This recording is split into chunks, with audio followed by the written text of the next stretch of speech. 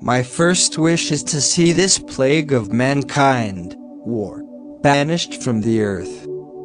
True friendship is a plant of slow growth, and must undergo and withstand the shocks of adversity, before it is entitled to the appellation. Let us with caution indulge the supposition that morality can be maintained without religion. Reason and experience both forbid us to expect that national morality can prevail in exclusion of religious principle. Labor to keep alive in your breast that little spark of celestial fire, called conscience. I have always considered marriage as the most interesting event of one's life, the foundation of happiness or misery. If we desire to avoid insult, we must be able to repel it.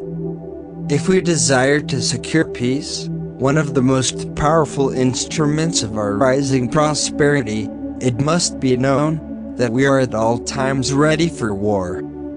The foolish and wicked practice of profane cursing and swearing is a vice so mean and low that every person of sense and character detests and despises it. The alternate domination of one faction over another, sharpened by the spirit of revenge natural to party dissension, which in different ages and countries has perpetrated the most horrid enormities, is itself a frightful despotism. But this leads at length to a more formal and permanent despotism. Lenience will operate with greater force, in some instances than rigor. It is therefore my first wish to have all of my conduct distinguished by it. We should not look back unless it is to derive useful lessons from past errors, and for the purpose of profiting by dearly bought experience. The basis of our political system is the right of the people to make and to alter their constitutions of government. If the freedom of speech is taken away, then dumb and silent we may be led, like sheep to the slaughter. The Constitution is the guide which I never will abandon. There is nothing which can better deserve your patronage than the promotion of science and literature. Knowledge is in every country the surest basis of public happiness. Laws made by common consent must not be trampled on by individuals. I hope I shall possess firmness and virtue enough to maintain what I consider the most enviable of all titles, the character of an honest man. Some day, following the example of the United States of America, there will be a United States of Europe.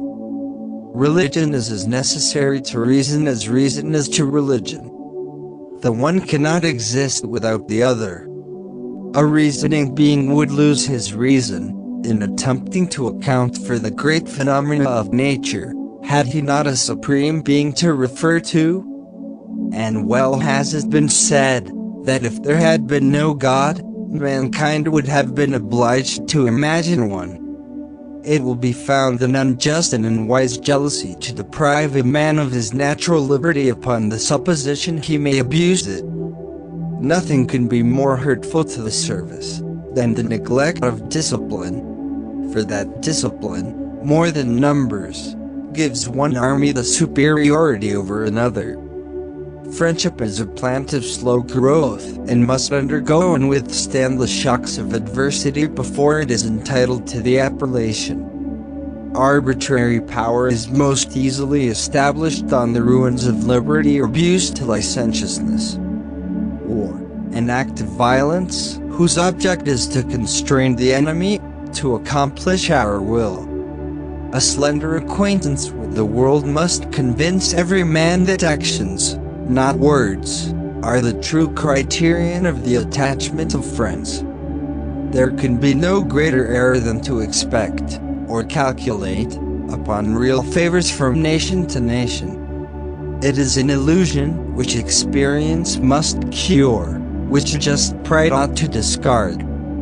My observation is that whenever one person is found adequate to the discharge of a duty, it is worse executed by two persons, and scarcely done at all if three or more are employed therein. I beg you be persuaded that no one would be more zealous than myself to establish effectual barriers against the horrors of spiritual tyranny, and every species of religious persecution. I know of no pursuit in which more real and important services can be rendered to any country than by improving its agriculture, its breed of useful animals, and other branches of the husbandman's cares. The Constitution which at any time exists, till changed by an explicit and authentic act of the whole people, is sacredly obligatory upon all. To form a new government requires infinite care and unbounded attention. For if the foundation is badly laid, the superstructure must be bad. The tumultuous populace of large cities are ever to be dreaded. Their indiscriminate violence prostrates for the time all public authority, and its consequences are sometimes extensive and terrible. The establishment of civil and religious liberty was the motive which induced me to the field.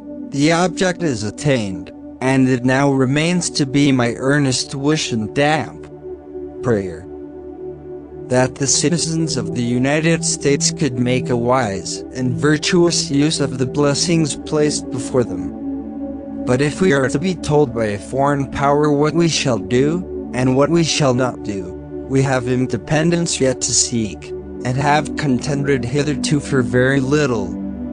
Gentlemen, you will permit me to put on my spectacles, for I have grown not only gray, but almost blind in the service of my country. Government is not reason, and it is not eloquence. It is force. Like fire, it is a dangerous servant and a fearful master. Never for a moment should it be left to irresponsible action. I do not mean to exclude altogether the idea of patriotism. I know it exists, and I know it has done much in the present contest. But I will venture to assert that a great and lasting war can never be supported on this principle alone. It must be aided by a prospect of interest, or some reward. The foundations of our national policy will be laid in the pure and immutable principles of private morality, and the preeminence of free government be exemplified by all the attributes which can win the affections of its citizens, and command the respect of the world. The preservation of the sacred fire of liberty, and the destiny of the republican model of government, are justly considered deeply, perhaps as finally, staked on the experiment entrusted to the hands of the American people. It should be the highest ambition of every American to extend his views beyond himself, and to bear in mind that his conduct will not only affect himself, his country, and his immediate posterity, but that its influence may be coextensive with the world, and stamp political happiness or misery on ages yet unborn. The hand of Providence has been so conspicuous in all this, that he must be worse than an infidel that lacks faith, and more than wicked, that has not gratitude enough to acknowledge his obligations. No country upon earth ever had it more in its power to attain these blessings than United America. Wondrously strange, then, and much to be regretted indeed would it be, were we to neglect the means, and to depart from the road which Providence has pointed us to so plainly. I cannot believe it will ever come to pass. Overgrown military establishments are under any form of government inauspicious to liberty, and are to be regarded as particularly hostile to republican liberty. Citizens by birth or choice of a common country, that country has a right to concentrate your affections. The name of American, which belongs to you, in your national capacity, must always exalt the just pride of patriotism, more than any appellation derived from local discriminations. I anticipate with pleasing expectations that retreat in which I promise myself to realize, without alloy, the sweet enjoyment of partaking, in the midst of my fellow citizens. The benign influence of good laws under a free government, the ever-favored object of my heart, and the happy reward, as I trust, of our mutual cares, labors, and dangers. I hope, some day or another, we shall become a storehouse and granary for the world. The time is near at hand which must determine whether Americans are to be free men or slaves. Jealousy and local policy mix too much in all our public councils for the good government of the Union. In other words, the Confederation appears to me to be little more than a shadow without the substance.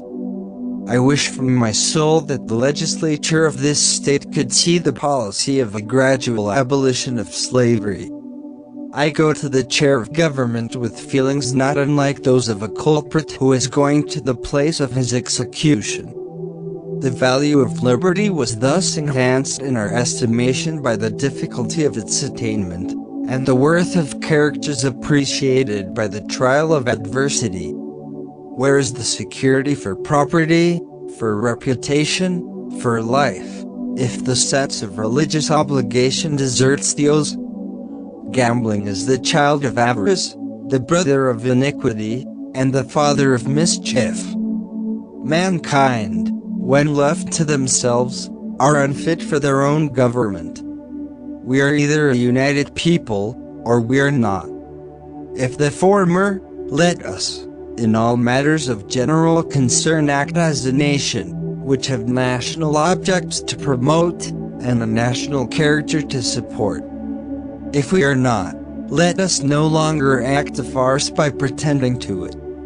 More permanent and genuine happiness is to be found in the sequestered walks of connubial life than in the giddy rounds of promiscuous pleasure.